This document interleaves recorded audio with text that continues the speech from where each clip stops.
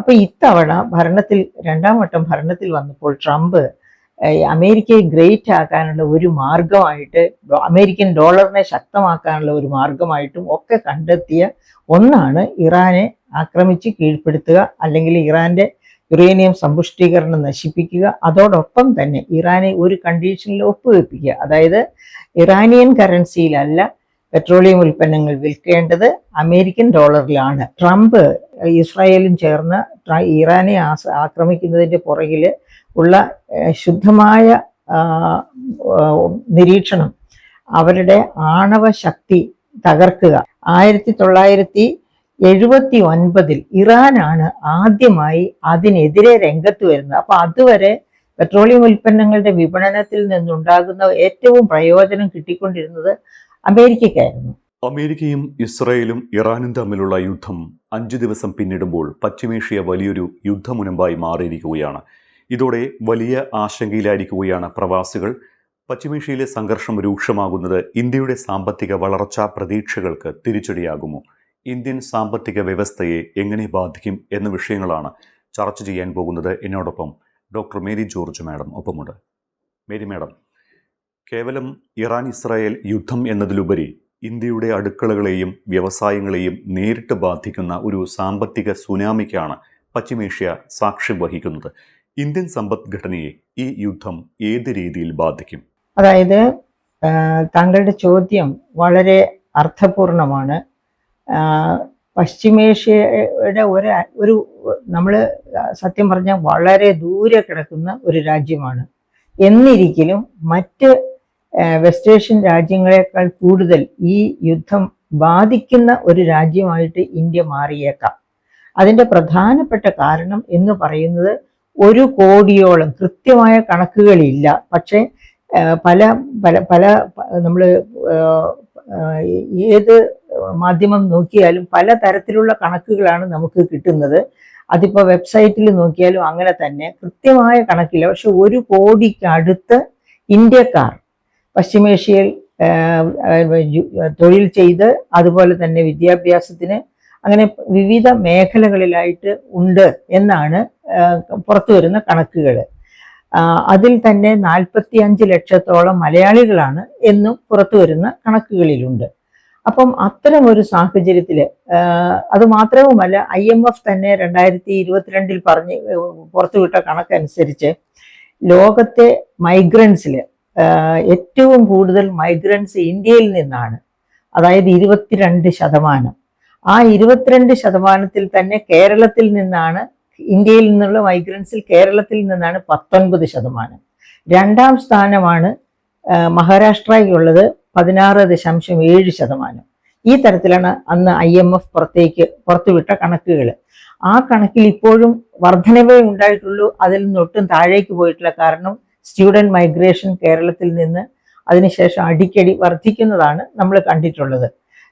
അപ്പം അങ്ങനെയുള്ള ഒരു സാഹചര്യത്തിൽ ഇത് തീർച്ചയായിട്ടും ഈ പശ്ചിമേഷ്യൻ യുദ്ധം, അത് മറ്റെന്തൊക്കെ കാരണങ്ങൾ അതിന് പുറകിലുണ്ടെങ്കിലും ഈ പശ്ചിമേഷ്യൻ യുദ്ധം ഇന്ത്യയെ വല്ലാതെ ഉലയ്ക്കും എന്നതിന്, അതായത് ധനപരമായി സാമ്പത്തികമായി വല്ലാതെ ഉലയ്ക്കും എന്നത് വസ്തുനിഷ്ഠമായ ഒരു നിരീക്ഷണമാണ്.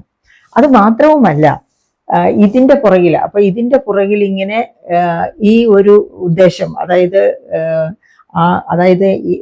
എല്ലാവരും അതായത് പൊതുവെയുള്ള നിരീക്ഷണം, ട്രംപ് ഇസ്രായേലും ചേർന്ന് ഇറാനെ ആക്രമിക്കുന്നതിൻ്റെ പുറകിൽ ഉള്ള ശുദ്ധമായ നിരീക്ഷണം അവരുടെ ആണവ ശക്തി തകർക്കുക, അതായത് യുറേനിയം സമ്പുഷ്ടീകരണം വളരെ ചെറിയ തോതിൽ 5%-ൽ താഴെ നിർത്തണമെന്നായിരുന്നു 2015 ഉണ്ടായ കരാറ്. പക്ഷേ അത് അനുസരിക്കാതെ 60% വരെ സമ്പുഷ്ടീകരണവുമായി മുന്നോട്ട് പോകുന്നു ഇറാൻ എന്ന് മനസ്സിലാക്കിക്കൊണ്ട് ആ സമ്പുഷ്ടീകരിച്ച യുറേനിയം ബോംബാക്കി എപ്പോൾ വേണമെങ്കിലും മറ്റു രാജ്യങ്ങളുടെ മേൽ പ്രയോഗിക്കാമെന്നും ഒക്കെയുള്ള ആ ധാരണ, പ്രത്യേകിച്ചും ഇസ്രായേൽ, ആ ധാരണയുടെയും കൂടെ പുറത്ത്, അപ്പോൾ ഈ എന്താ പറയുക, യഥാർത്ഥത്തിൽ അവരെ ഇങ്ങനെ ഒരു യുറേനിയം സമ്പുഷ്ടീകരണത്തിൽ നിന്ന് പിന്മാറ്റുക, അവരുടെ സമ്പുഷ്ടീകരിച്ച യുറേനിയം നശിപ്പിക്കുക, ഇതൊക്കെയാണ് ലക്ഷ്യം എന്നാണ് പുറം ലോകം മനസ്സിലാക്കിയിരിക്കുന്നത്. പക്ഷേ നിരീക്ഷകർ മറ്റു ചില ഉദാഹരണങ്ങൾ കൂടി, മറ്റു ചില നിരീക്ഷണങ്ങൾ കൂടി നടത്തുന്നുണ്ട്. ഉദാഹരണത്തിന് 1973 ആഗോളതലത്തിലുണ്ടായിരുന്ന ഓയിൽ ക്രൈസിസ് മറക്കാനിടയില്ല. കാരണം അത് എല്ലാ രാജ്യങ്ങളിലും വലിയ മാറ്റങ്ങൾ വരുത്തുകയുണ്ടായി. ആ oil crisis, Richard Nixon American president ആയിരിക്കുന്ന സമയത്തായിരുന്നു ആ ഓയിൽ ക്രൈസിസ് സൃഷ്ടിക്കപ്പെട്ടത്. അതിൻ്റെ പുറകിലുണ്ടായിരുന്നതും അമേരിക്ക തന്നെയായിരുന്നു. അതായത് അന്ന് ആ ക്രൈസിന്റെ ഒപെക് രാഷ്ട്രങ്ങൾ അവരുടെ ഇന്ധനം, അവർ ഉൽപ്പാദിപ്പിക്കുന്ന ഇന്ധനം വിൽക്കുന്നത് അമേരിക്കൻ ഡോളറിലായിരിക്കണം എന്ന ഒരു പ്രധാനപ്പെട്ട കണ്ടീഷൻ വെക്കുകയായിരുന്നു. ആ കണ്ടീഷൻ എഗ്രി ചെയ്ത് അറേബ്യൻ രാഷ്ട്രങ്ങൾ പിന്നെ മുന്നോട്ട് പോയി. പക്ഷേ 1979 ഇറാനാണ് ആദ്യമായി അതിനെതിരെ രംഗത്ത് വരുന്നത്. അപ്പൊ അതുവരെ പെട്രോളിയം ഉൽപ്പന്നങ്ങളുടെ വിപണനത്തിൽ നിന്നുണ്ടാകുന്ന ഏറ്റവും പ്രയോജനം കിട്ടിക്കൊണ്ടിരുന്നത് അമേരിക്കക്കായിരുന്നു. അപ്പൊ ഇതിനെതിരെ ശക്തമായ നിലപാടെടുക്കുകയും 1979 ഈ നിലപാടിനെ എതിർക്കുകയും എതിർത്ത് തോൽപ്പിച്ചുകൊണ്ട് ഇറാൻ ഇതിൽ നിന്ന് പുറത്ത് ചാടുകയും ചെയ്തു. എന്നിട്ട് ഇറാൻ സ്വന്തം കറൻസിയിലാണ് വിൽപ്പന നടത്തിക്കൊണ്ടിരുന്നത്. അങ്ങനെ ഇറാൻ 1979 അതിനുള്ള തയ്യാറെടുപ്പ് നടത്തി തൻ്റെ ഇടം കാണിച്ചുവെങ്കിൽ 2003 ഇറാഖും ഇതേ വഴി തന്നെ പിന്തുടർന്നു. 2011 ആവുമ്പോഴത്തേക്കും ലിബിയ അതുപോലെ തന്നെ ഈ കരാറിൽ നിന്ന്, ഈ ഒപെക് കരാറിൽ നിന്ന് പിന്മാറുന്നു.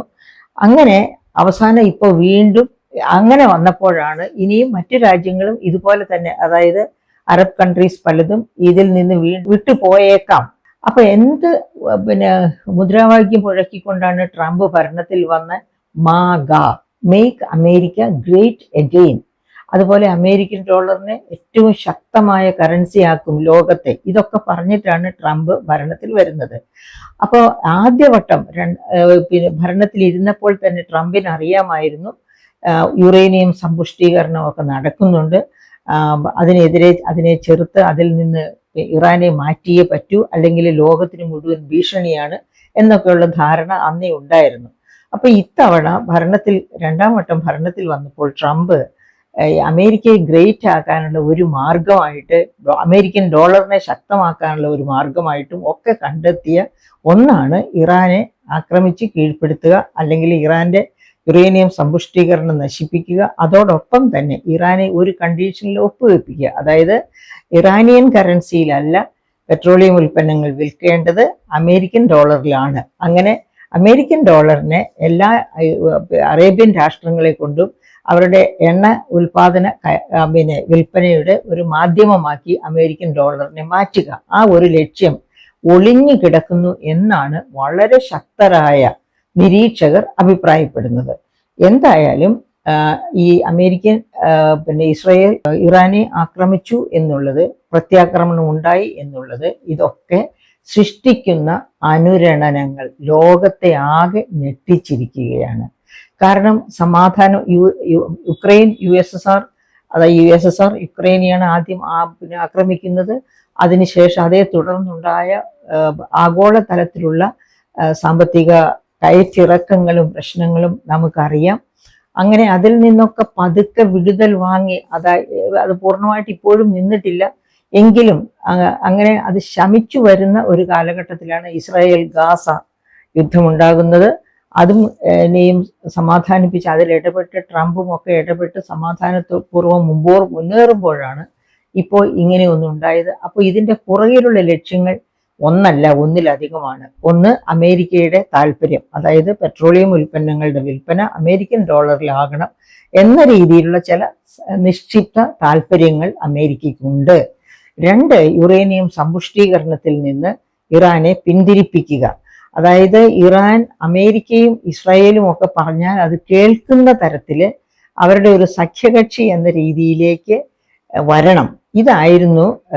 ഇതാണ് മറ്റൊരു ലക്ഷ്യമായിട്ട് നാം കാണുന്നത്. അപ്പം എന്തൊക്കെ തന്നെയാണ് ലക്ഷ്യങ്ങൾ എങ്കിൽ പോലും ഇത് ലോകത്ത് വരുത്തി വെച്ചിരിക്കുന്ന വിന വളരെ വലുതാണ്. അതായത് ഇതിന് ലോകം കൊടുക്കേണ്ടി വരുന്ന വില അത് വളരെ വലുതാണ്. ഇപ്പൊ ഇന്ത്യ തന്നെ അതിൻ്റെ ഒരു ഉദാഹരണമാണ്. ഒരു കോടിയോളം ജനങ്ങൾ ഇന്ത്യയിൽ നിന്ന് ഈ പറയപ്പെട്ട അറബ് രാജ്യത്തുണ്ട്. അത് ഏറ്റവും കുറവ് ഇന്ത്യക്കാരുള്ള രാജ്യമാണ് ഇറാൻ. പക്ഷേ ഈ യുദ്ധം മൂലം ഇറാൻ ഉപദ്രവിച്ചുകൊണ്ടിരിക്കുന്നത് മറ്റ് അറബ് കൺട്രീസിനെയാണ്. കാരണം എന്താണ്? ഈ രാജ്യങ്ങളിലൊക്കെ തന്നെ അമേരിക്കയുടെ എന്താ പറയുക ഇടപെടലുകളുണ്ട്. അവരുടെ യുദ്ധ സന്നാഹങ്ങളെ അവസരം കൊടുത്തിട്ടുണ്ട്, സൗകര്യം കൊടുത്തിട്ടുണ്ട്. അപ്പൊ ആ സൗകര്യം കൊടുക്കൽ മുഖാന്തരം അവിടേക്കൊക്കെ ആക്രമണം നടത്തുക, ആ സൈനിക താവളങ്ങളെയാണ് ആക്രമിക്കുന്നത് എങ്കിൽ പോലും അതിനെ പ്രതിരോധിക്കുന്ന മിസൈൽസും ഒക്കെ വീണു, ഒക്കെ അവിടെ ആൾക്കാർ മരിക്കുന്നു, അല്ലെങ്കിൽ ഒരുപാട് നഷ്ടമുണ്ടാകുന്നു. വലിയ തോതിൽ വ്യാവസായിക മേഖലകളൊക്കെ തകർക്കപ്പെടുന്നു. അതുകൊണ്ട് തന്നെ നമ്മുടെ 1 കോടിയോളം പേരുണ്ട് എന്ന് പറഞ്ഞതിൽ ഒരു 90% അവിടുത്തെ ജോലിക്കാരാണ്. അപ്പൊ ആ ജോലിക്കാരുടെ ജോലിയിൽ തന്നെ കരട് വീഴുകയാണ്. ഒരുപാട് പേർക്ക് ജോലി നഷ്ടപ്പെടും. അതുപോലെ അവരുടെ ഈ സാമ്പത്തിക ഭദ്രത, ഗൾഫ് മേഖലയുടെ സാമ്പത്തിക ഭദ്രത ഇടിയുന്നതനുസരിച്ച് ഇവരുടെ ജോലി സ്ഥിരത നഷ്ടപ്പെടുന്നു, അവരുടെ വരുമാനത്തിൽ കുറവുണ്ടാകുന്നു. അങ്ങനെ പല തരത്തിലുള്ള ക്ലേശങ്ങൾ, അവിടുത്തെ കോസ്റ്റ് ഓഫ് ലിവിങ് ഉയരുന്നു.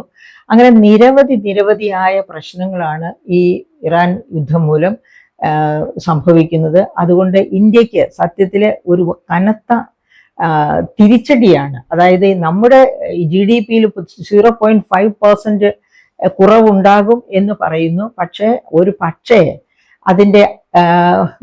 അതിൻ്റെ മറ്റ് ഓളങ്ങൾ, അതായത് നേരിട്ട് 0.5% ഇടിവാണ് റെമിറ്റൻസിലും ഒക്കെ ആയിട്ട് ഉണ്ടാകാൻ പോകുന്നതെങ്കിൽ തന്നെ അത് നമ്മുടെ വ്യാവസായിക, വ്യാപാര, ടൂറിസ മേഖലകളിലൊക്കെ സൃഷ്ടിക്കാൻ പോകുന്ന വലിയ വിടവ് ഒരു പക്ഷേ അതിൻ്റെ പല മടങ്ങായേക്കാൻ ഇടയുണ്ട്. ഇപ്പോൾ ഉദാഹരണത്തിന് ടൂറിസം തന്നെ എടുക്കുക. ഇന്ത്യയിലേക്ക് പിന്നെ ടൂറിസം മേഖലകളിലേക്കൊക്കെ വരുന്ന ടൂറിസ്റ്റുകൾ, വിദേശ ടൂറിസ്റ്റുകൾക്ക് തീർച്ചയായിട്ടും പശ്ചിമേഷ്യ വഴിയായിട്ടുള്ള എയർ ട്രാവലായിരിക്കും കൂടുതലും സാധ്യമാകുന്നത്. അപ്പം അതൊക്കെ തടസ്സപ്പെടുന്നു. ഇപ്പോൾ ആണെങ്കിൽ ടൂറിസത്തിന്റെ വളരെ നല്ല ഒരു പീക്ക് ടൈമാണ്. അപ്പൊ ഈ സമയത്ത് ടൂറിസ്റ്റുകൾക്ക്, അതായത് ഇപ്പോൾ ഓൾറെഡി തന്നെ കേരളത്തിലൊക്കെ ടൂറിസം നേരത്തെ ബുക്ക് ചെയ്തിരുന്നവരൊക്കെ അത് ക്യാൻസൽ ചെയ്യുന്നതായിട്ടാണ് നമ്മൾ മനസ്സിലാക്കുന്നത്. അപ്പൊ അതായത് ആ ടൂറിസം മേഖല വഴിയായിട്ടുണ്ടാകാവുന്ന വരുമാന നഷ്ടം, അതല്ലാതെ തന്നെ അവിടെ തൊഴിൽ ചെയ്യുന്നവരുടെ തൊഴിൽ നഷ്ടപ്പെടുക, അതുപോലെ തന്നെ അവരുടെ തൊഴിൽ നഷ്ടപ്പെടാനുള്ള പ്രധാനപ്പെട്ട കാരണം പലപ്പോഴും ഉദാഹരണം ആരാംകോ തന്നെ നശിപ്പിക്കപ്പെട്ടു. അപ്പൊ നശിപ്പിക്കപ്പെട്ടപ്പോൾ ഏറ്റവും വലിയ, ഒരുപക്ഷെ അറബ് കൺട്രീസിലെ ഏറ്റവും വലിയ ഇന്ധന ഉൽപാദന കമ്പനിയാണ് അരാംകോ. അപ്പൊ അരാംകോയൊക്കെ തകർക്കപ്പെട്ട സാഹചര്യത്തിൽ ഇനി അത് പുനരുജ്ജീവിച്ചു വരുന്നത് വരെയും അവിടെയൊക്കെ തൊഴിൽ ചെയ്തിരുന്നവർക്ക് ഉണ്ടാകാവുന്ന നഷ്ടം, ആ കമ്പനിക്ക് വന്നിരിക്കുന്ന ആകെ നഷ്ടം, ഇതുപോലെ LPG ഉൽപാദനം നടത്തുന്ന കമ്പനികൾ ഒക്കെ നശിപ്പിച്ചിട്ടുണ്ട്. അപ്പൊ അങ്ങനെ വന്ന പിന്നെ ഒരുപാട് ബഹുനില മന്ദിരങ്ങൾ തകർക്കപ്പെട്ടു. അതൊക്കെ റെസിഡൻസ് ഏരിയ ആകാം, ഹോട്ടലുകളാകാം, റെസ്റ്റോറൻറ്റുകളാകാം. ഈ തരത്തിൽ ഇവിടെയൊക്കെ ജോലി ചെയ്യുന്ന ഒരു നല്ല ഭാഗം ജനങ്ങളും ഈ പറയപ്പെട്ട ഇന്ത്യക്കാരാണ്. അപ്പൊ ഈ മേഖലകളിൽ നിന്നൊക്കെ ഉണ്ടാകുന്ന നഷ്ടം, ഈ GDP-യുടെ 0.5% എന്ന് പറയുന്നത് ഒരു പക്ഷേ ഒരു ഗസ് വർക്ക് മാത്രമായിരിക്കും, വസ്തുനിഷ്ഠമായിരിക്കണം എന്ന് ഉറപ്പില്ല. കാരണം ഇതിന്റെ ഓളങ്ങൾ, ഒരു കല്ലെടുത്തൊരു വെള്ളത്തിലേക്ക് എറിഞ്ഞാൽ അത് സൃഷ്ടിക്കുന്ന ഓളങ്ങൾ പോലെ ഈ യുദ്ധം സൃഷ്ടിക്കുന്ന ഓളങ്ങൾ വിവിധ മേഖലകളിലാണ്, ഒറ്റയടിക്ക് കണക്ക് കൂട്ടാൻ പറ്റാത്തതാണ്. അപ്പൊ അങ്ങനെ സൃഷ്ടിച്ചിരിക്കുന്ന നഷ്ടം എല്ലാ തരത്തിലും അത് മാനസികമായിട്ടുണ്ടാക്കാവുന്ന വിഭ്രാന്തി, കുടുംബങ്ങളിൽ ഉണ്ടാക്കാവുന്ന വിഭ്രാന്തി, അങ്ങനെ നിരവധിയായ പ്രശ്നങ്ങളാണ് ഈ യുദ്ധം സൃഷ്ടിക്കുന്നത്. അതുകൊണ്ട് എത്രയും നേരത്തെ യുദ്ധം അവസാനിക്കണം എന്നുള്ളതാണ് എല്ലാവരും ആഗ്രഹിക്കുന്നത്. അതുകൊണ്ട് തന്നെ ഓഹരി വിപണി, ഇപ്പം നമുക്കറിയാം ഓഹരി വിപണിയൊക്കെ നെഗറ്റീവായിരിക്കുകയാണ്. അതുപോലെ ഈവൻ സ്വർണത്തിന്റെ യുദ്ധമൊക്കെ വരികയാണെങ്കിൽ സ്വർണത്തിന്റെ വില കുതിച്ചു കയറാറുണ്ട്. ഇപ്പൊ നമ്മൾ നോക്കുകയാണെങ്കിൽ സ്വർണത്തിന്റെ വിലയിലും വലിയ ഇടിവാണ് ഉണ്ടായിരിക്കുന്നത്, കുതിച്ചുകയറ്റമല്ല ഉണ്ടായിരിക്കുന്നത്. അപ്പോൾ എല്ലാവർക്കും ഈ അസന്നിഗ്ധാവസ്ഥ ഫീൽ ചെയ്യുന്നുണ്ട്. നാളെ എന്ത് സംഭവിക്കും, അല്ലെങ്കിൽ അടുത്ത നിമിഷം എന്ത് സംഭവിക്കും, ഒന്നിലും വിശ്വസിച്ച് ഉറപ്പിക്കാൻ പറ്റാത്ത തരത്തിലുള്ള അസന്നിഗ്ധാവസ്ഥ നിലനിൽക്കുകയാണ്. ആ അനിശ്ചിതത്വം കൊണ്ടാണ് സ്വർണത്തിന്റെ വില ഉയരുന്നതിന് പകരം താഴ്ന്നിരിക്കുന്നത്. ഓഹരി വിപണികളൊക്കെ നെഗറ്റീവായിട്ട് വർക്ക് ചെയ്തുകൊണ്ടിരിക്കുന്നു. അപ്പൊ അത്തരം ഒരു സിറ്റുവേഷൻ ഇന്ത്യൻ ഇക്കോണമിയെ പിടിച്ചുലയ്ക്കും എന്നതിന് യാതൊരു സംശയവുമില്ല. ഹോർമുസ് കടലിടുക്ക് വഴി ലോകത്തെ എണ്ണ കയറ്റുമതിയുടെ വലിയൊരു വിഹിതമാണ് കടന്നു പോകുന്നത്. ഗതാഗത തടസ്സമുണ്ടായാൽ ഇന്ത്യയുടെ GDP-യിൽ 0.5% പോയിന്റ് വരെ ഇടിവുണ്ടാകാമെന്നാണ് BMI ഉൾപ്പെടെ വിലയിരുത്തുന്നത്. ക്രൂഡ് ഓയിൽ ആവശ്യത്തിന്റെ ഭൂരിഭാഗവും ഇറക്കുമതി ചെയ്യുന്നതിനാൽ എണ്ണവില വർധനവ് നേരിട്ട് ഇന്ത്യയുടെ സമ്പദ് വ്യവസ്ഥയെ ബാധിക്കാൻ സാധ്യതയില്ലേ? അതായത് ക്രൂഡ് ഓയിലാണ് നമ്മളെ സംബന്ധിച്ച് ഏറ്റവും പ്രധാനപ്പെട്ട ഒരു ഇറക്കുമതി വസ്തു. അതായത് അത്യാവശ്യം എസെൻഷ്യൽ ആയിട്ടുള്ള ഇറക്കുമതികളിൽ ഒന്നാണ് ക്രൂഡ് ഓയിൽ എന്ന് പറയുന്നത്. നമുക്ക് ആവശ്യമുള്ള ക്രൂഡ് ഓയിലിന്റെ 80% ഇപ്പോഴും നമ്മൾ ഇറക്കുമതി ചെയ്യുകയാണ്. അപ്പൊ അതിന്റെ നല്ല ഒരു ഭാഗം എന്ന് മാത്രമല്ല, ലോകത്തിന്റെ തന്നെ ക്രൂഡ് ഓയിലിന്റെ 20%, 1/5 ട്രാൻസ്പോർട്ട് ചെയ്യുമ്പോൾ കടന്നു പോകുന്ന വഴിയാണ് ഈ ഹോർമുസ് കടലിടുക്ക് എന്ന് പറയുന്നത്. അപ്പൊ നമുക്ക് ആവശ്യമുള്ള ഇന്ധനത്തിന്റെ 80% ഇപ്പോഴും ഇറക്കുമതി ചെയ്യുകയാണ് എന്ന ഒറ്റ കാരണം കൊണ്ട് തന്നെ ഈ ഹോർമുസ് കടലിടുക്ക് അടയ്ക്കുന്നു എന്ന് പറയുന്നത് ഏറ്റവും കൂടുതലായിട്ട് ബാധിക്കുന്ന ഒരു രാജ്യമാണ് ഇന്ത്യ. എന്ന് പറയുമ്പോൾ ഇന്ത്യ ലോകത്തിലെ ഒന്നാമത്തെ പോപ്പുലേഷനാണ്. 146 കോടി 39 ലക്ഷം ജനങ്ങളുള്ള ഒരു രാജ്യമാണ് ഇന്ത്യ. അപ്പൊ അതിനനുസരിച്ച് ഇവിടെ ഇന്ധനത്തിന് ചെലവുമുണ്ട്.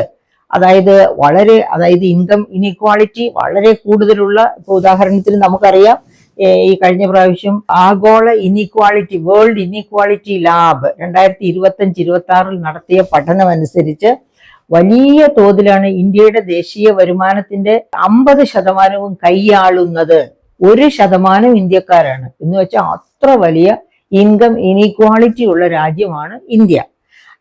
പിന്നെ അതുപോലെ തന്നെ 50% ഇന്ത്യക്കാർ ആകെ അനുഭവിക്കുന്നത് വെറും 15% GDP മാത്രമാണ്. അപ്പൊ അത്ര വലിയ ഇൻകം ഇനീക്വാളിറ്റി ഉള്ള ഒരു രാജ്യമാണ് ഇന്ത്യ.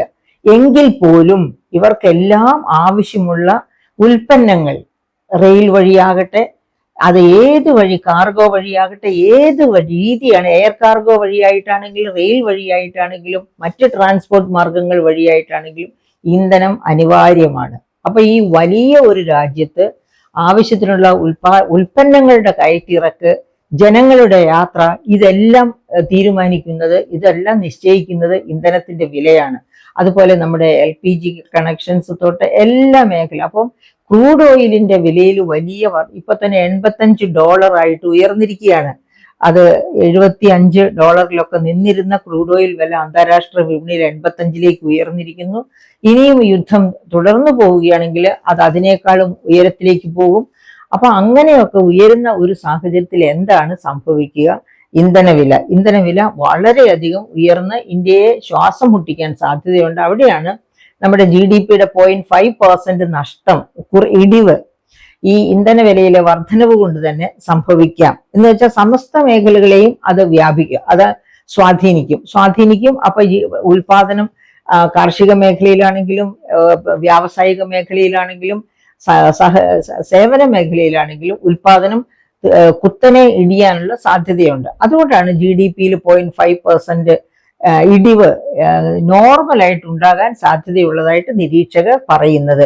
അതിനേക്കാൾ കൂടുതൽ ഉണ്ടാകുമോ, അതിനേക്കാൾ കുറയുമോ എന്നുള്ളത് യുദ്ധം എവിടെ നിൽക്കും, എങ്ങനെ നിൽക്കും എന്നുള്ളതിനെ ആശ്രയിച്ചിരിക്കും. ഇന്ത്യക്കാരുടെ തൊഴിലിൽ നിന്നും വലിയ രീതിയിൽ ക്ഷതമേൽക്കാത്ത തരത്തിൽ അധികം താമസിയാതെ ഈ യുദ്ധം അവസാനിക്കുകയാണെങ്കിൽ നമുക്ക് അധികം ഭയക്കേണ്ട ആവശ്യം വരില്ല. അതേ സമയത്ത് യുദ്ധം നീണ്ടുപോയാൽ ഇതിനേക്കാളൊക്കെ മാരകമായ രീതിയിലാണ് അങ്ങോട്ടും ഇങ്ങോട്ടുമുള്ള പ്രഹരമെങ്കിൽ ഇന്ത്യയെ അത് വളരെ കൂടുതൽ ക്ഷീണിപ്പിക്കും, ഇന്ത്യൻ സമ്പദ്ഘടനയെയും അത് ക്ഷീണിപ്പിക്കും എന്നതിന് യാതൊരു സംശയവുമില്ല.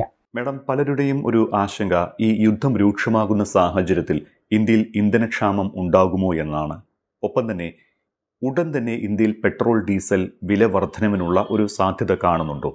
ഇന്ത്യയിൽ ഉടൻ പെട്രോൾ ഡീസൽ വില വർധന ഉണ്ടാകുമോ ഉണ്ടാകില്ലയോ എന്നുള്ളത് ഗവൺമെന്റിന്റെ നയ തീരുമാനമാണ്. പക്ഷെ കഴിഞ്ഞ കാലങ്ങളെ ആശ്രയിച്ച് നോക്കുകയാണെങ്കിൽ, അതായത് കോവിഡ് കാലത്ത് അന്താരാഷ്ട്ര വിപണിയിലും, അതായത് ആരും അങ്ങോട്ടും ഇങ്ങോട്ടും ട്രാൻസ്പോർട്ട് ചെയ്യുന്നില്ല, ഉൽപാദനമില്ല, അങ്ങനെ എല്ലാം അടഞ്ഞു കിടന്ന ഒരു കാലം, ലോകം തന്നെ അടഞ്ഞു കിടന്ന ഒരു കാലഘട്ടത്തിൽ അപ്പോ പെട്രോളിയം ഉൽപ്പന്നങ്ങളുടെ, അതായത് ഇന്ധനത്തിന്റെ, വിദേശത്ത് നിന്ന് ഇറക്കുമതി ചെയ്യുന്ന പെട്രോളിയം ഉൽപ്പന്നങ്ങളുടെ വില $19 താണി. ഇപ്പൊ $85 എന്ന് പറഞ്ഞാൽ അതിനെ തന്നെ $19 വരെ അന്താരാഷ്ട്ര വില നില സമയമുണ്ടായിരുന്നു. പക്ഷെ അന്നും ഇന്ത്യയിലെ പെട്രോളിയം ഉൽപ്പന്നങ്ങളുടെ വിലയിൽ വലിയ മാറ്റം വരുത്താത്ത ഒരു ഗവൺമെന്റ് ആണ് കേന്ദ്രത്തിൽ ഇരിക്കുന്നത്.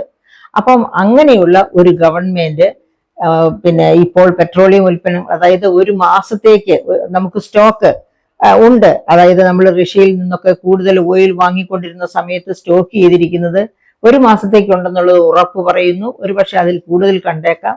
അപ്പൊ യുദ്ധം അതിനേക്കാൾ കൂടുതൽ നീണ്ടു നിൽക്കുകയാണെങ്കിൽ തീർച്ചയായും പെട്രോളിയം ഉൽപ്പന്നങ്ങളുടെ വിലയിൽ വർധനവുണ്ടാകും. പക്ഷെ ആ വർധനവിനെ പിടിച്ചു നിർത്താനുള്ള ചില സാങ്കേതിക സഹായങ്ങളുണ്ട്. അതായത് 4 സംസ്ഥാനങ്ങളില് ഒരു 2 മാസം കഴിയുമ്പോഴത്തേക്കും ഇലക്ഷൻ വരികയാണ്. മാർച്ച് ആകുമ്പോഴത്തേക്കും ഇലക്ഷൻ വരികയാണ്. അപ്പൊ മാർച്ചിൽ ഇലക്ഷൻ ഡിക്ലെയർ ചെയ്യുന്നതിന് തൊട്ട് തലേന്ന് കഴിവതും കേന്ദ്ര ഗവൺമെന്റോ സംസ്ഥാന ഗവൺമെന്റുകളോ പെട്രോളിയം ഉൽപ്പന്നങ്ങളുടെ വിലയിൽ കൈവയ്ക്കാൻ സാധ്യത കുറവാണ്. ആ ഒരു നേരിയ ആശ്വാസം മാത്രമാണ് നമുക്ക്. കാരണം അതത് സംസ്ഥാനങ്ങളിലെ ഗവൺമെന്റിനും താല്പര്യം കാണും, അവരുടെ പാർട്ടി ജയിക്കണമെന്ന്. കേന്ദ്രത്തിനും താല്പര്യമുണ്ട്, കേന്ദ്രത്തിന്റെ പാർട്ടി ഈ 4 സംസ്ഥാനങ്ങളിലും വളരെ ശക്തമായ രീതിയിൽ മുന്നോട്ട് വരണമെന്ന്. അപ്പം പെട്രോളിയം ഉൽപ്പന്നങ്ങളുടെ വില തീരുമാനിക്കുന്നത് കേന്ദ്രത്തിന്റെ നികുതിയുണ്ട്, എക്സൈസ് തീരുവയുണ്ട്, അത് കഴിഞ്ഞ് പിന്നെ മറ്റ് തരത്തിലുള്ള പല നികുതികളുമുണ്ട്. അതുപോലെ സംസ്ഥാനം പിരിക്കുന്ന സെസ്, കേന്ദ്രം പിരിക്കുന്ന സെസ്, സംസ്ഥാനം പിരിക്കുന്ന സെസ്, അങ്ങനെയുള്ള പല തരത്തിലുള്ള നികുതികളാണ് പെട്രോളിയം ഉൽപ്പന്നങ്ങളിൽ വരുന്നത്, കേന്ദ്രത്തിൽ നിന്നും സംസ്ഥാനത്തിൽ നിന്നും. അപ്പൊ 2 കൂട്ടരും ഈ 4 സംസ്ഥാനങ്ങളിലെ ഇലക്ഷൻ വരുന്നു എന്നതുകൊണ്ട് കഴിവതും പിടിച്ചു നിൽക്കും. നിവൃത്തിയില്ലാതെ വരുമ്പോൾ വില ഉയരുക തന്നെ ചെയ്യും. ഇനി പ്രധാനമായും ചോദിക്കാനുള്ളത് സ്വർണത്തിന്റെ കാര്യമാണ്. സ്വർണത്തിന്റെ വിലയിൽ ഇനി എന്താണ് സംഭവിക്കാൻ പോകുന്നത്? ഒരുപക്ഷെ യുദ്ധം നീണ്ടുപോയാൽ 1.5 ലക്ഷമൊക്കെ കഴിഞ്ഞ് സ്വർണ്ണവില വീണ്ടും കുതിക്കുമോ? സ്വർണത്തിന്റെ വില 1.5 ലക്ഷത്തിലേക്കൊക്കെ കയറുമെന്നാണ് പൊതുവെ ധരിച്ചു വെച്ചിരുന്നത്. കാരണം ഏത് തരത്തിലുള്ള അസന്നിഗ്ധാവസ്ഥ സൃഷ്ടിക്കപ്പെടുമ്പോഴും വളരെ സന്നിഗ്ധമായിട്ട് ഇൻവെസ്റ്റ് ചെയ്യാവുന്ന, അതായത് വാല്യൂ നഷ്ടപ്പെടാതെ ഇൻവെസ്റ്റ് ചെയ്യാവുന്ന ഒരു നിക്ഷേപ മാർഗമാണ് സ്വർണം. അപ്പൊ അത് കാരണം കൊണ്ട് യുദ്ധം പോലെയുള്ള സാധ്യതകൾ ഉണ്ടായാൽ സ്വർണത്തിന്റെ വില മുകളിലേക്ക് കുതിക്കും എന്ന് തന്നെയാണ് ഇതുവരെ ചരിത്രം രേഖപ്പെടുത്തിയിട്ടുള്ളത്, നാം ഒക്കെ വിശ്വസിക്കുന്നതും.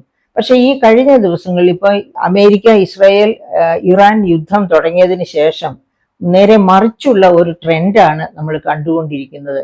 സ്വർണത്തിന്റെ വില ഇന്നലത്തേതിനേക്കാളും, അതായത് യുദ്ധം തുടങ്ങിയതിന് ശേഷം ഓരോ ദിവസവും സ്വർണത്തിന്റെ വിലയിൽ ക്രമേണ കുറവ് അനുഭവപ്പെടുന്നതാണ് നമ്മൾ കാണുന്നത്. ഇപ്പൊ നമ്മൾ ഇന്ന് സ്റ്റോക്ക് മാർക്കറ്റ് നോക്കുകയാണെങ്കിലും അത് തന്നെയാണ്. ഇന്നലത്തെ വിലയേക്കാൾ സ്വർണത്തിന്റെ വിലയിൽ ഉണ്ടായിരിക്കുന്ന മാറ്റം, ഇന്നിപ്പോ 1,20,640 രൂപയിലാണ് സ്വർണം തുടങ്ങുന്നത്. അതായത് 2,280 രൂപയാണ് ഇന്നലത്തേതിൽ നിന്ന് ഇന്ന് സ്വർണത്തിൽ വന്നിരിക്കുന്ന വില കുറവ്. വെള്ളിയുടെ വിലയിലും കുറവ് വന്നിട്ടുണ്ട്. ഇനി അതുപോലെ തന്നെ നോക്കുകയാണെങ്കിൽ നമ്മൾ സെൻസെക്സോ നിഫ്റ്റിയോ നോക്കുകയാണെങ്കിൽ എന്താ കാണുന്നത്? അതായത് ബോംബെ സ്റ്റോക്ക് എക്സ്ചേഞ്ചിനെയാണ് നമ്മൾ സെൻസെക്സ് എന്ന് പറയുന്നത്. അതിന്റെ മൂല്യത്തില് വന്നിരിക്കുന്ന ഇടിവ് 1122.66 പോയിന്റ് ഇടിവാണ് സെൻസെക്സിൽ വന്നിരിക്കുന്നത്. നിഫ്റ്റിയില് നാഷണൽ സ്റ്റോക്ക് എക്സ്ചേഞ്ചിന്റെ ഷെയറിൽ വന്നിരിക്കുന്ന ഇടിവ് -385.20 ആണ്. എന്ന് വെച്ചാല് ഷെയർ മാർക്കറ്റ് തീർച്ചയായിട്ടും സാധാരണ യുദ്ധം വന്നാൽ ഇമ്മീഡിയറ്റ് ആയിട്ട് ഷെയർ മാർക്കറ്റ് ഇടിയും, അത് നാച്ചുറലാണ്. അപ്പൊ ഷെയർ മാർക്കറ്റിൽ ഇടിവ് വന്നാൽ ആ പണം എവിടേക്ക് പോയി? അത് സ്വർണത്തിലേക്കോ അമേരിക്കൻ ഡോളറിലേക്കോ പോകും. പക്ഷെ അമേരിക്കൻ ഡോളറിലേക്ക് ഇവിടെ പോകാൻ സാധ്യത കുറവാണ്. കാരണം അമേരിക്കൻ ഡോളർ ഇപ്പോൾ മൂല്യം നഷ്ടപ്പെട്ടിട്ടില്ലെങ്കിൽ പോലും അമേരിക്കയും ഇസ്രായേലും ചേർന്നാണ് ഇറാനെ ആക്രമിച്ചിരിക്കുന്നത്. അതുകൊണ്ട് ഡോളറിന്റെ മൂല്യത്തിലോ ഒക്കെയുള്ള സംശയം കാണും നിക്ഷേപകർക്ക്. അതുകൊണ്ട് ഡോളറിലേക്ക് പോകാൻ സാധ്യതയില്ല. പക്ഷെ പിന്നെ എവിടേക്ക് പോയി? എവിടേക്കും സ്വർണത്തിലേക്കും പോയില്ല. സ്വർണത്തിന്റെ വില കുറയുന്നു എന്നതുകൊണ്ട് നമുക്ക് മനസ്സിലാക്കാവുന്നത് നിക്ഷേപകരുടെ നിക്ഷേപം എവിടേക്കും പോയിട്ടില്ല. അവരത് കരുതി വെച്ചിരിക്കുകയാണ്. കരുതി വെച്ചിരിക്കുന്നത് എന്തിനാണ്? അവര് ഈ പറയപ്പെട്ട മേഖലകളെ, യുദ്ധത്തെ നിരീക്ഷിക്കുകയാണ്. യുദ്ധം കയറ്റിറക്കങ്ങൾ, യുദ്ധം മൂർജിക്കാനാണോ സാധ്യത? യുദ്ധം പെട്ടെന്ന് തന്നെ സമരസപ്പെട്ട് നിർത്തലാക്കപ്പെടും എന്ന് തന്നെയാണ് ഇവരെല്ലാം ഇവരൊക്കെ നിരീക്ഷിക്കുന്നത്. അത് കാരണം എന്താണെന്ന് വെച്ചിട്ടുണ്ടെങ്കിൽ ട്രംപ് ആണല്ലോ ഇതിനൊക്കെ മുൻകൈ എടുക്കുന്ന ആള്. അപ്പൊ ഈ ട്രംപിന്റെ നാട്ടിൽ തന്നെ യാഥാസ്ഥിതിക കക്ഷി ട്രംപിന് പിന്തുണ പ്രഖ്യാപിച്ചിട്ടുണ്ട് എങ്കിൽ പോലും ഡെമോക്രാറ്റ്സ് ഒക്കെ അദ്ദേഹത്തെ നിശ്ചിതമായിട്ട് വിമർശിക്കുകയാണ്. യാഥാസ്ഥിതിക പാർട്ടിയിൽപ്പെട്ടവരും അദ്ദേഹത്തോട് കൂറല്ല പുലർത്തുന്നത്. ഒരുപാട് പേര് നിശ്ചിതമായിട്ട് വിമർശിക്കുകയാണ്. അവരുടെയൊക്കെ വീക്ഷണത്തില് ഇസ്രായേലിനെ സംരക്ഷിക്കാനോ മറ്റോ ട്രംപ് ഇറങ്ങി പുറപ്പെട്ടു എന്ന രീതിയിലാണ് അവർ കാണുന്നത്. ഇപ്പൊ നമ്മൾ നേരത്തെ കണ്ടതുപോലെ make America great again, American ഡോളറിലാകണം ഓയിൽ കച്ചവടം എന്ന തരത്തിലുള്ള രീതികളൊന്നും സാധാരണ ജനം തിരിച്ചറിയണമെന്നില്ല. അത് ട്രംപ് പറയുന്നത് വരെ. ഇത് പഴയ കാല ചരിത്രം വെച്ചാണ് ഇതുപോലെ ഈ ചരിത്രം അറിയാവുന്നവർ, സാമ്പത്തിക ചരിത്രം അറിയാവുന്നവരാണ് ഇത്തരം നിരീക്ഷണങ്ങൾ. 1973 ഓയിൽ ക്രൈസിസ്, അതിനുശേഷം ഉണ്ടായ ട്രീറ്റുകള്, ഒപ്പേക്കിന്റെ വരവ്, ഒപ്പേക്കിന്റെ തീരുമാനങ്ങള്, ഇങ്ങനെയുള്ള കാര്യങ്ങളൊക്കെ കണക്കിലെടുക്കുമ്പോഴാണ് നിരീക്ഷകർ പറയുന്നത് ട്രംപിന് പല ഉദ്ദേശങ്ങളും, അമേരിക്കയ്ക്ക് വേണ്ടി തന്നെയുള്ള ഉദ്ദേശങ്ങൾ, അതോടൊപ്പം തന്നെ യുറേനിയം സമ്പുഷ്ടീകരണത്തിൽ നിന്ന് ഇയാളെ, അതായത് ഇറാനെ മാറ്റുക, പിന്നെ ആ തരത്തില് ഉള്ള ലക്ഷ്യങ്ങളൊക്കെ അമേരിക്കയ്ക്കുണ്ട് എന്ന് മനസ്സിലാക്കുന്നത് ഈ നിരീക്ഷകരാണ്. അപ്പൊ അമേരിക്കൻ ജനത ഇത്ര ചരിത്രപരമായൊന്നും ഇതിനെ നിരീക്ഷിക്കാതിരിക്കുന്നിടത്തോളം കാലം അവർ ട്രംപിനെ കുറ്റപ്പെടുത്തുകയുള്ളൂ.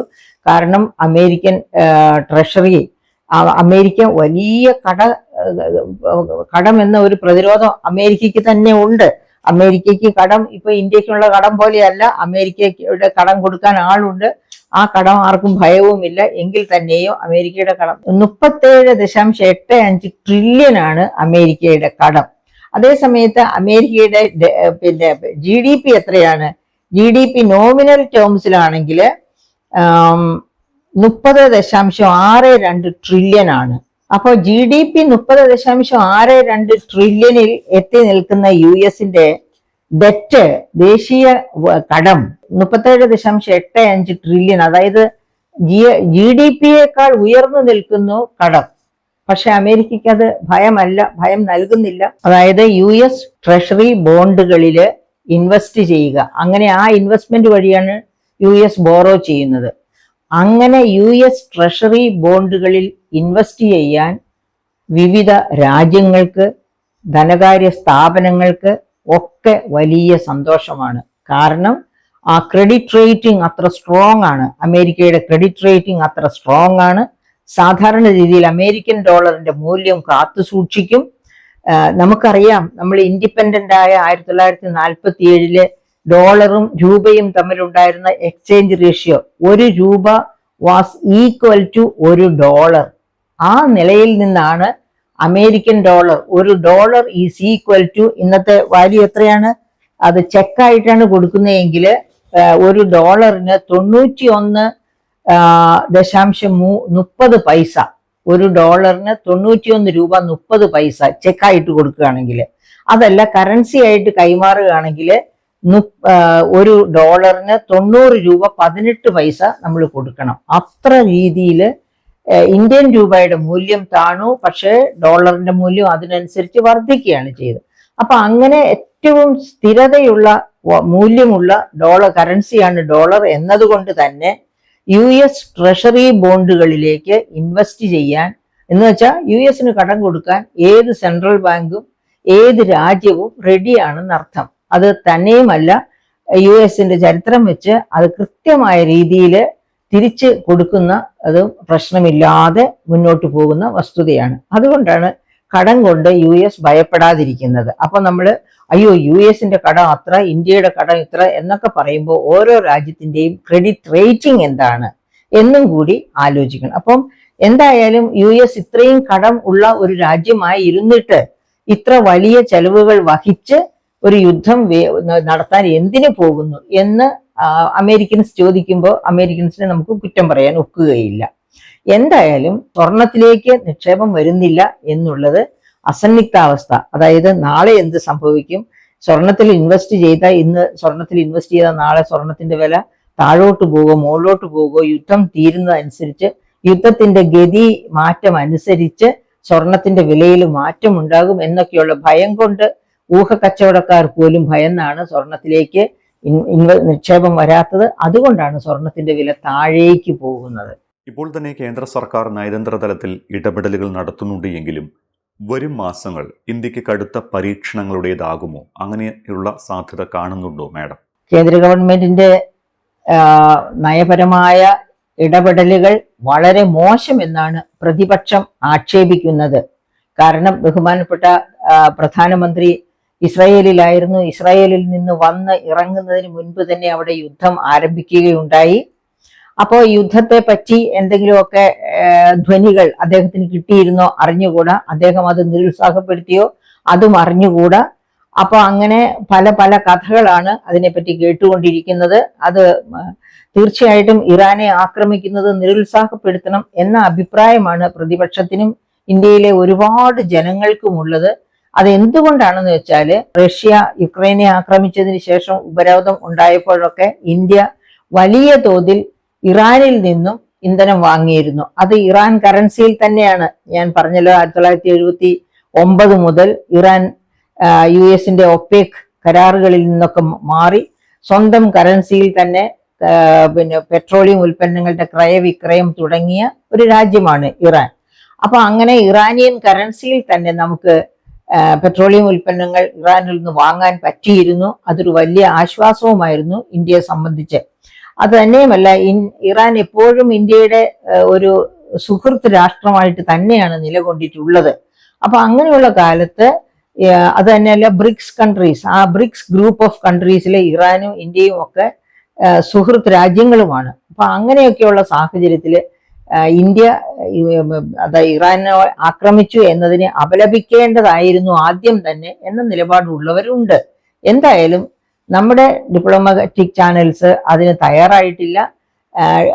ഡിപ്ലോമാറ്റിക് ചാനൽ അങ്ങനെ ഒരു റിക്വസ്റ്റ് പ്രധാനമന്ത്രിയുടെ മുൻപിൽ നടത്താത്തത് കൊണ്ടായിരിക്കാം, അവര് ചിന്തിച്ചെടുത്ത തീരുമാനമായിരിക്കാം ഇറാനെ ആക്രമിച്ചത് അപലപിക്കാതിരിക്കുന്നു എന്നുള്ളത്. പക്ഷേ പശ്ചിമേഷ്യയിൽ സമാധാനം പുലരണം എന്ന രീതിയിലുള്ള ഇടപെടൽ ഗവൺമെന്റ് ഓഫ് ഇന്ത്യ നടത്തിക്കൊണ്ടിരിക്കുകയാണ്. അപ്പോൾ ഗവൺമെന്റ് ഓഫ് ഇന്ത്യയുടെ ഡിപ്ലോമസിയെ അവലോകനം ചെയ്യുന്ന, അതിനെ ശരിയായ രീതിയിൽ അനലൈസ് ചെയ്യുവാനുള്ള സമയം നമുക്ക് ആഗതമാകുന്നേ ഉള്ളൂ. അതുകൊണ്ട് തന്നെ ഇപ്പോൾ ഗവൺമെന്റ് എടുത്തിരിക്കുന്ന ആ തീരുമാനം പുനഃപരിശോധിക്കണമെന്ന് ചൂണ്ടിക്കാണിക്കുക. പുനഃപരിശോധിച്ചു കഴിയുമ്പോൾ അതിന്റെ അകവും പുറവും ഗവൺമെന്റ് മനസ്സിലാക്കട്ടെ, മനസ്സിലാക്കി അതിനുശേഷം അതിനനുസരിച്ച് പ്രവർത്തിക്കട്ടെ. ഓക്കെ, എന്തായാലും വളരെയധികം നന്ദി മാം. ഇന്ത്യയെ അല്ലെങ്കിൽ ഇന്ത്യൻ സമ്പദ് വ്യവസ്ഥയെ എങ്ങനെയാണ് പശ്ചിമേഷ്യയിലെ യുദ്ധഭീഷണി ബാധിക്കുക എന്ന കാര്യമാണ് നമ്മൾ ചർച്ച ചെയ്തത്. ഇനി കേരളത്തിൻ്റെ പ്രവാസികളുടെ കാര്യം കൂടി ചർച്ച ചെയ്യേണ്ടതുണ്ട്. ഈ എപ്പിസോഡിൽ ഒരുപാട് സമയം നമ്മൾ ഇന്ത്യൻ സാമ്പത്തിക വ്യവസ്ഥയ്ക്ക് വേണ്ടി സ്പെൻഡ് ചെയ്തതിനാൽ അടുത്ത എപ്പിസോഡിൽ കേരളത്തിൻ്റെ കാര്യം നമുക്ക് ചർച്ച ചെയ്യാം. നന്ദി.